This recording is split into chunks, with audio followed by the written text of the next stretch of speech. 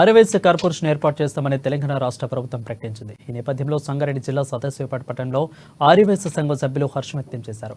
గాంధీ విగ్రహానికి పూలమాలలు వేసి బాణసంచ పేల్చి సంబరాలు చేసుకున్నారు.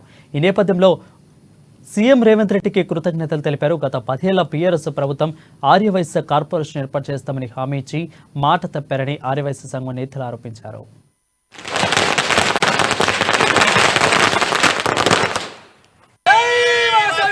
రాష్ట్ర ప్రభుత్వము గౌరవనీయులు శ్రీ రేవంత్ రెడ్డి గారు మన ఆర్యవైశ్యుల చిరకాల కోరికైన ఆర్యవైశ్య కార్పొరేషన్ ప్రకటించినందుకు సదాశివపేట ఆర్యవైశ్యం అందరం కలిసి సంతోషంగా సెలబ్రేషన్ చేసుకొని వారికి కృతజ్ఞతలు తెలుపుతున్నాం.